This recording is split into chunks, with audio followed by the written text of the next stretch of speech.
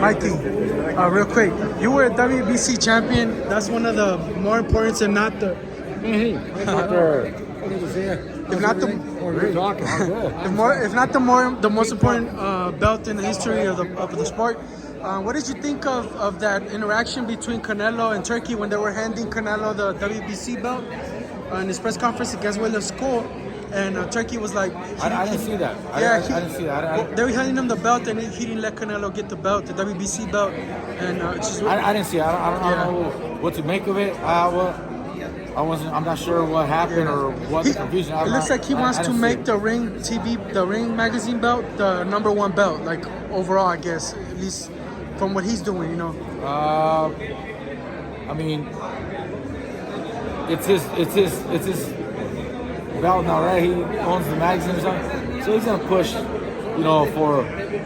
I mean, it's obviously marketing reasons and promotional reasons.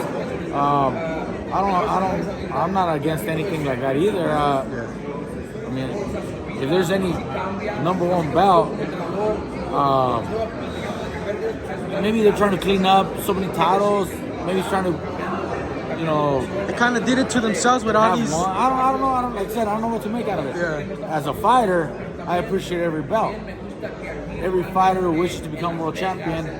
There's 4 major sanctioning bodies, starting with WBO, WBA, WBC, IBF. They're all very valuable. They're worth the same in a boxer's eyes.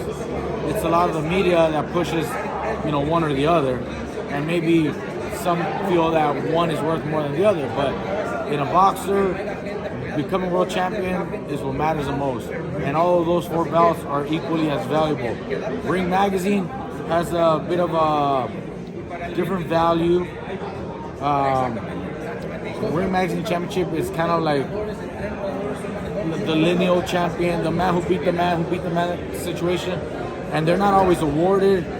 They're not always disputed. It's exclusivity to what fights it's a part of. It has to be, from my understanding, it was only available when #1, #2 in the division were fighting each other.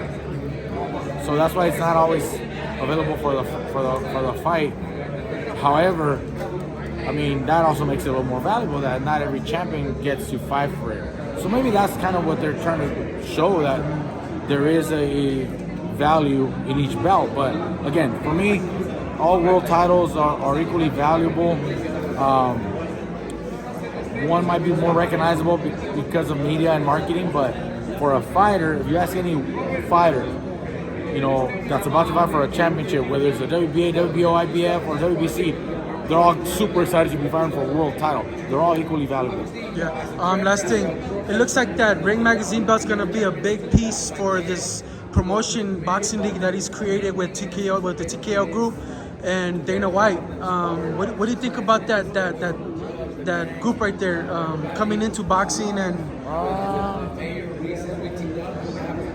Well, it might shake things up a bit, which it might actually be good. There is some confusion sometimes with when you add the interim titles and the regular titles and the super titles, and that might be a way to clean that up when they focus more on one belt. That might be an opportunity to clean that up and for the fans to understand what's going on better. But that also limits opportunity for fighters.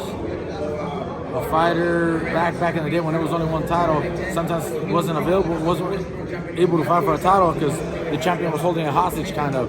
Yeah. And it happens sometimes, so that's gonna limit the opportunity. But we'll see what happens.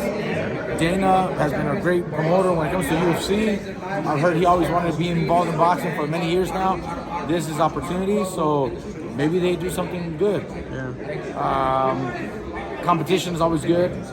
So having some other major player might actually help the sport also, because now you got De La Hoya, Matchroom, Top Rank, PBC, all the other entities, all the other promotional companies have to compete with one another to make better fights, to pay better, make better events. So that might be better for everyone. Yeah, it looks like their potential first fight could be Canelo versus Crawford. Possibly even Netflix being in the mix with that. Just your thoughts on that matchup, man. I know you've been asked many times, but it looks like that fight is closer to happening every day. Just overall, you've done that risk of climbing up in weight. You know, you've taken that risk. They're both winners at that point. They get that done. Who gives a fuck what happens? Because they're making the most money they're ever gonna make. Agree with that.